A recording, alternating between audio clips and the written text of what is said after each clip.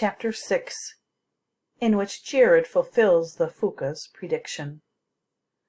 Across the grove the branches parted, and 3 beings stepped out from the trees. They were about Mallory's size, with freckled skin browned by sunlight. The first was a woman with apple-green eyes and a green sheen across her shoulders and at her temples. Leaves were tangled in her tousled hair. The second was a man with what looked like small horns along his brow. His skin was flushed and a deeper green than the woman's skin, and he held a gnarled staff in his hands. The third elf had thick red hair woven with red berries and 2 large seed pods that stuck up on either side of his head.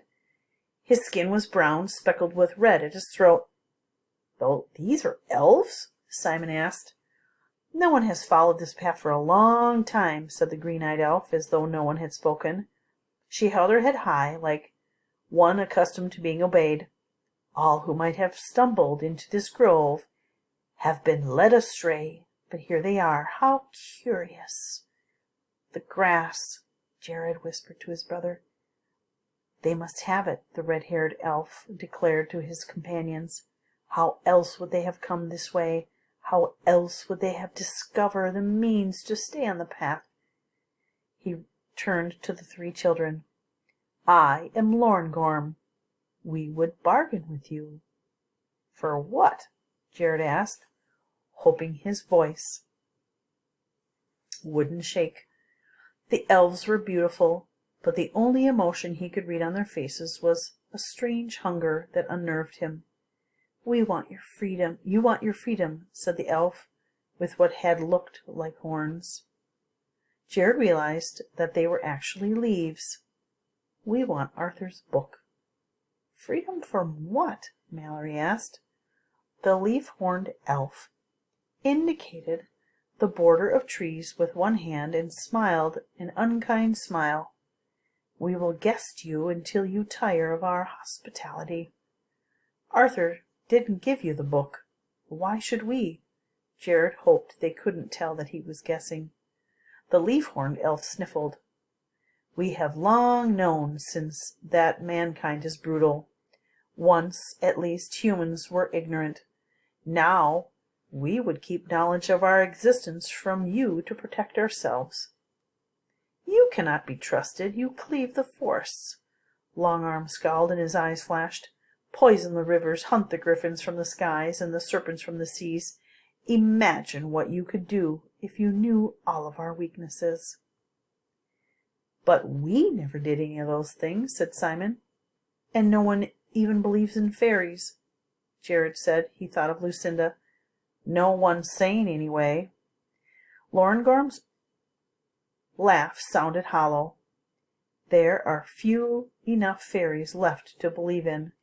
We make our homes in the sparse forest left to us. Soon even those will be gone." The green-eyed elf lifted one hand toward the woven wall of branches. "Let me show you."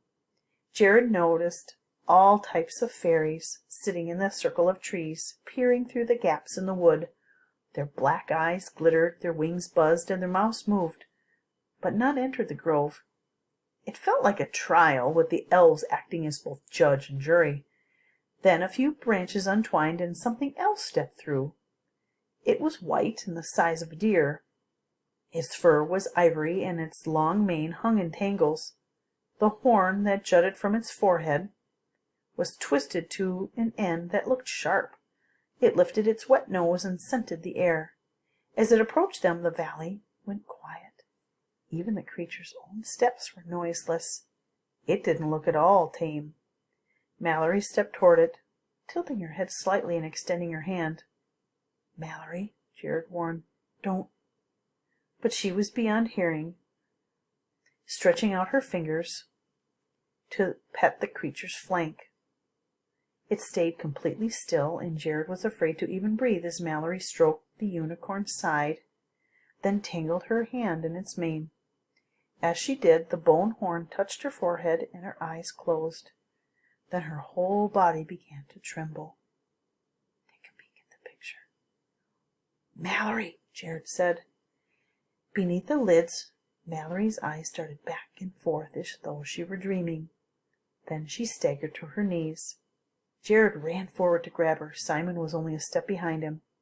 When Jared touched Mallory, he was drawn into the vision. Everything soundless. Knots of blackberry bushes, men on horseback, lean dogs with red tongues, a glimmer of white, and unicorn burst through the glade, legs already dark with mud. Arrows fly, bearing themselves in white flesh. The unicorn bellows and goes down in a cloud of leaves.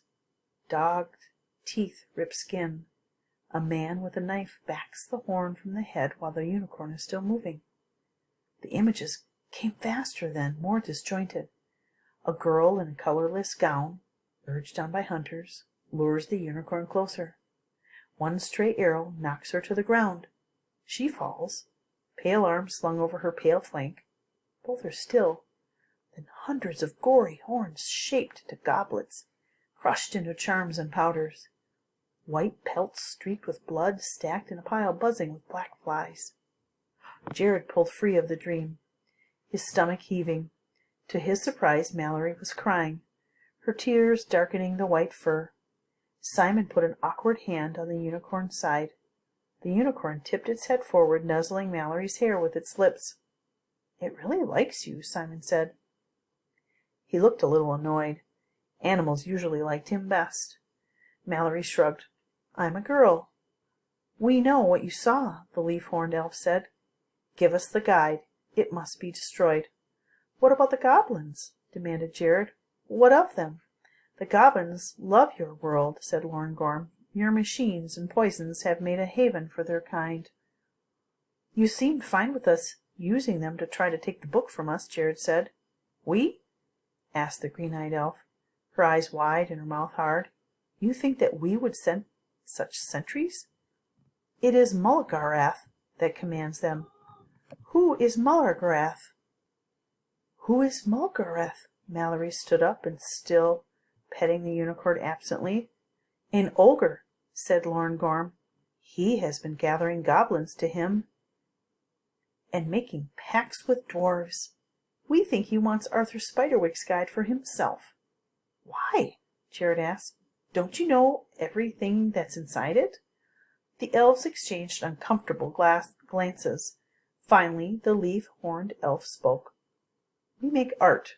We do not feel the need to cut things apart to see what they're made of. What Arthur Spiderwick did, none of our kind would do." The green-eyed elf put a hand on the other elf's shoulder. "What he means is that there may be things in the guide that we do not know." Jared thought for a moment. "So you don't really care about humans getting Arthur's field guide? You just don't want Mulgarath to have it." "The book is dangerous in anyone's hands," said the green-eyed elf. "There is too much knowledge therein. Give it over to us. It will be destroyed, and you will be rewarded." Jared held out his hands. "We don't have it," he said. "We couldn't give it to you if we wanted to." The leaf-horned elf shook his head and slammed the butt of his staff. "You lie!" "We really don't have it," said Mallory. "Honest." Lorngorm raised a single red brow. "Then where is it?" "We think the house brownie has it," Simon put in. "We're not sure." "You lost it?" the green-eyed elf gasped. "Thimbletack probably has it," Jared said in a small voice. "We have tried to be reasonable," said the leaf-horned elf. "Humans are faithless." "Faithless?" Jared repeated. "How do we know we can trust you?" He snatched the map from Simon and held it up for the elves to see.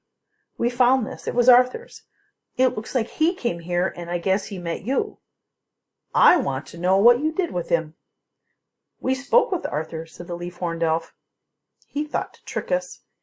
He had sworn that he would destroy the guide, and he came to our meeting with a bag of blackened paper and ashes. But he lied. He had burned another book. The guide remained unharmed." "We honor our word," said the green-eyed elf. "Though it be bitter, we fulfill our pledges. We have no sympathy for those who would deceive us." "What did you do?" asked Jared. We kept him from doing further harm, said the green-eyed elf. Now you have come, said the leaf-horned elf, and you will bring us the guide. Lorengorm waved his hand, and pale roots crept from the ground. Jared cried out, but his voice was lost in the creaking of branches and the shuffling of leaves. The trees were untwining, their limbs moving back into natural shapes. But dirty, hairy roots climbed Jared's legs and held him. Oh my gosh, look at the picture. Bring us the guide, or your brother will remain trapped forever in Fairy, said the leaf-horned elf. Jared had no doubt that he meant it. There is one chapter left. What do you think is going to happen next? Do you think he's going to be stuck there forever? Where on earth do you think Arthur is? Do you think he's one of those trees? Maybe.